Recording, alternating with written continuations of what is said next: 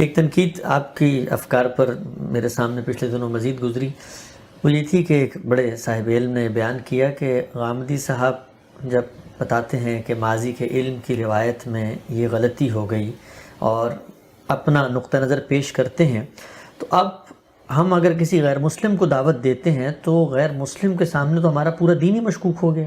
یعنی ہم تو جب غیر مسلم کو دعوت دیں گے تو بتائیں گے بھئی یہ قرآن ہے، یہ دیکھو یہ سنت ہے، یہ حدیث کی کتابیں ہیں، یہ سیرت کی کتابیں ہیں، یہ فقہ کی کتابیں ہیں، یہ 14 سال میں قرآن مجید کو لوگوں نے اس طرح سمجھا ہے، اور پھر ہم اس کو بتائیں گے کہ 14 سال میں سمجھا ہے لیکن غامدی صاحب یہ کہتے ہیں کہ غلط سمجھا، تو پھر تو کوئی غیر مسلم اسلام پر ایمان ہی نہیں لائے گا، تو ہم تو پوری روایت ہی کو اس کے سامنے مشکوک ٹھہرا رہے ہیں۔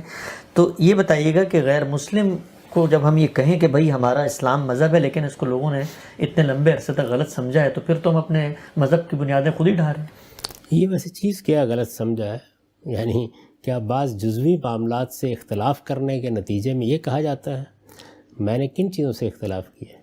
اللہ پر ایمان سے اختلاف کیا، فرشتوں پر ایمان سے اختلاف کیا، نبیوں پر ایمان سے اختلاف کیا، پیغمبر نے جو بنیادی باتیں بتائیں ان میں سے کسی چیز سے اختلاف کیا۔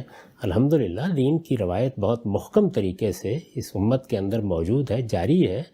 بعض فقہی معاملات میں، بعض احکام کو سمجھنے میں، بعض بنیادی اصولوں کے بارے میں اس میں شبہ نہیں ہے کہ میرا نقطہ نظر ذرا مختلف ہے، لیکن یہ دعوت کے ذیل میں بات کرنے کی ضرورت کیوں پیش آئی؟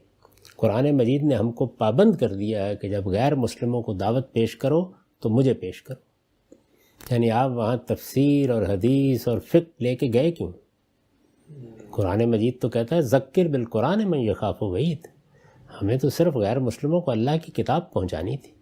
جب اللہ کی کتاب انہیں پہنچے گی اور وہ اس کے قائل ہو جائیں گے کہ محمد الرسول اللہ اللہ کے پیغمبر تھے اور یہ کتاب اللہ کی کتاب ہے اور یہ اللہ کی کتاب ہے جو اب قیامت تک کے لیے ہدایت دینے کے لیے آئی ہے، وہ اس کتاب کو پڑھ کر اس کو سمجھ کر ایمان لائیں گے، اس کے بعد سنت کا موضوع زیر بحث آئے گا، کیونکہ وہ عمل کی چیز ہے، اس میں کوئی اختلاف ہی نہیں ہے سرے سے۔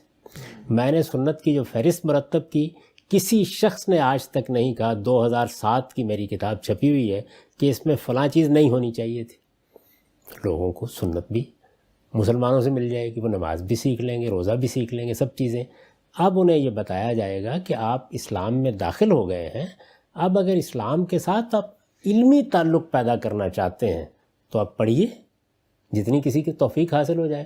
ایک آدمی کا علمی ذوق نہیں ہے، وہ ان بحثوں میں پڑھنا نہیں چاہتا، تو ان میں پڑھنے کا اسلام نے پابند کب کیا ہے؟ اچھا، اس سے پہلے اس کو آپ کیوں بتائیں گے کہ فقہ شافعی ہوتی ہے، مالکی ہوتی ہے، فلاں ہوتی ہے؟ یہ جب وہ اسلام میں آ جائیں گے تو اسلام کی علمی ٹریڈیشن سے واقف ہو جائیں گے۔ اگر علم کا ذوق ہوگا تو واقف ہو جائیں گے، ورنہ قرآن و سنت بہت کافی ہے دعوت کے لیے بھی، عمل کے لیے بھی، اور ایک مسلمان کی حقیقی زندگی گزارنے کے لیے بھی۔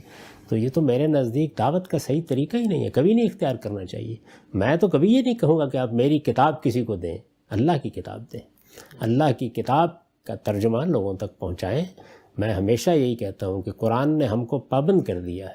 آپ دیکھیے رسالت مآب صلی اللہ علیہ وسلم کو خطاب کر کے قرآن میں کہا ہے کہ کل لوگوں سے یہ کہو کہ یہ قرآن مجھ پر وحی کیا گیا، اوحی الیہ ھذا القرآن، کس لیے کیا گیا ہے؟ لانذرکم بہ ومن بلغ، یعنی تمہیں بھی جو اس وقت کے لوگ ہو، رسول اللہ صلی اللہ علیہ وسلم کے زمانے کے لوگ، تمہیں بھی اس قرآن کے ذریعے سے وہ یہ خبردار کرنا ہے، اور آنے والے سب لوگوں کو، من بلغ، جس تک یہ پہنچے گا۔